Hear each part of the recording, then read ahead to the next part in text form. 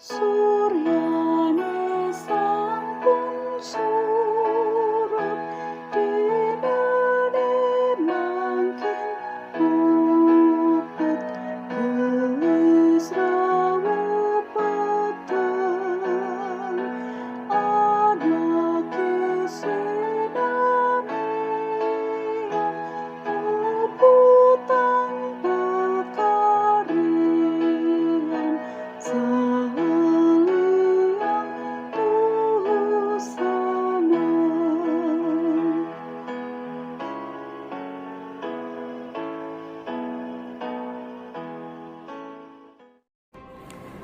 Mari kita berdoa untuk menolong kita memahami firman Tuhan. Hari ini kita berdoa. Terima kasih Tuhan, kami siap untuk mendengarkan firman-Mu. Tolong kami agar kami benar memahami dengan baik firman ini. Dalam nama Tuhan Yesus kami berdoa. Amin. Saudara kasih Tuhan, bacaan hari ini seperti biasa kita akan membuka puji dan janji kita. Ada 2 ayat yang akan kita pahami bersama. Dari Ayub 2 ayat 11 sampai 13 dan Galatia 6 ayat 2. Saya akan membacakan untuk kita sekalian. Pembacaan pertama Ayub 2 ayat 11 sampai 13. Firman Tuhan berbunyi demikian. Ketika ketiga sahabat Ayub mendengar kabar tentang segala malapetaka yang menimpa dia, maka datanglah mereka dari tempatnya masing-masing. Lalu mereka duduk bersama-sama dia di tanah selama 7 hari 7 malam. Seorang pun tidak mengucapkan sepatah kata kepadanya karena mereka melihat bahwa sangat berat penderitaannya. Pembacaan yang kedua, Galatia 6 ayat 2, firman Tuhan berbunyi demikian. Bertolong-tolonglah menanggung bebanmu, demikianlah kamu memenuhi hukum Kristus. Saudara-saudara yang dikasihi Tuhan, saya mengambil judul renungan singkat hari ini, penghiburan tanpa kata. Saya mengajak kita melihat tokoh Alkitab bernama Ayub. Tentu nama Ayub ini adalah tokoh Alkitab yang tidak asing lagi bagi kita, di mana Ayub adalah salah satu tokoh Alkitab yang identik dengan penderitaan. Ia adalah seorang yang takut akan Allah dan menjalani hidup yang saleh. Namun justru hal itu menjadi alasan si iblis untuk mencobai dia. Ia kehilangan seluruh harta kekayaannya beserta ke-10 anaknya, melalui serangan musuh dan bencana alam yang datang begitu tiba-tiba. Tidak hanya itu, kita ketahui bahwa ia juga menderita penyakit yang mengerikan di sekujur tubuhnya.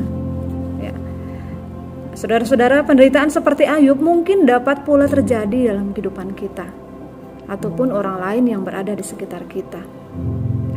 Pertanyaan yang menjadi perenungan kita adalah bagaimana sikap kita yang seharusnya dilakukan sesuai dengan firman Tuhan jika kita berada dalam situasi Ayub, atau situasi sebagai sahabat-sahabat Ayub tadi. Nah, saudara-saudara yang dikasihi Tuhan, seorang tokoh Alkitab bernama Ayub adalah seorang yang sungguh-sungguh mengasihi Allah. Dan Allah mengizinkan kehilangan, kekurangan, bahkan penderitaan yang menyertai dia. Namun dia adalah seorang yang beriman yang tidak melakukan dosa dalam penderitaannya. Bukan suatu yang mudah dalam penderitaan. Dalam suatu yang sulit kemudian tidak melakukan dosa. Tapi ini kita dapatkan dalam kehidupan Ayub. Dalam kondisi terpuruk, Ayub tetap setia kepada Tuhan. Komitmennya untuk tetap bertekun untuk hidup saleh justru mendapat penentangan dari istrinya. Tetapi Ayub beruntung karena ia memiliki 3 sahabat istimewa, Elifaz, Bildad, dan Sofar. Mereka menangis bersama, berkabung bersama. Mereka duduk di tanah bersama-sama dengan Ayub selama 7 hari 7 malam,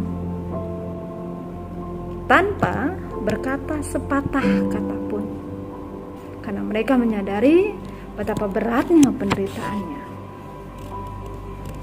Mereka sungguh mengerti bahwa yang Ayub butuhkan saat ini bukanlah kata-kata nasihat, atau petuah yang manis, atau seruan pertobatan, atau bahkan tuduhan bersalah.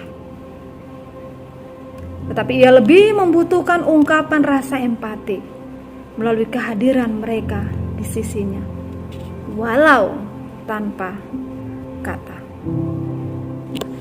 Saudara-saudara yang kasih Tuhan, pesan firman hari ini mengajak kita bagaimana kita menjadi seorang sahabat yang mampu memberikan rasa empati melalui kehadiran kita, tidak hanya sekedar kata. Kehadiran kita sebagai seorang sahabat seringkali lebih dibutuhkan melampaui semua perhatian yang dapat diberikan oleh dunia ini. Ya. Saudara-saudara yang dikasihi Tuhan, bagaimana dengan hidup kita? Apakah kita sudah menjadi seorang sahabat bagi setiap orang yang membutuhkan? Ataukah selama ini kita menutup diri terhadap orang lain, sehingga banyak orang yang seharusnya dapat kita kuatkan dan lepaskan dari masalah, tetapi justru terpuruk dan mungkin putus asa karena kehilangan harapan. Ya. Menunjukkan penghiburan kepada orang lain yang berduka tidak selalu harus kita ungkapkan dengan kata-kata, melainkan sebuah pelukan, tepukan di bahu, genggaman tangan yang kokoh, duduk diam di dekatnya untuk memberi beberapa waktu, kadang jauh lebih berarti. Oleh karena itu, marilah kita terus belajar berempati. Tetap semangat di dalam Tuhan, tetap teguh menjalani firman Tuhan. Kiranya Tuhan menolong kita. Mari kita berdoa. Terima kasih Tuhan, ajarkan kami senantiasa berempati dalam segala situasi, tidak hanya dalam keadaan bahagia, namun dalam suka dan duka. Mampukan kami dan berikan hikmat kepada kami. Haleluya. Amin.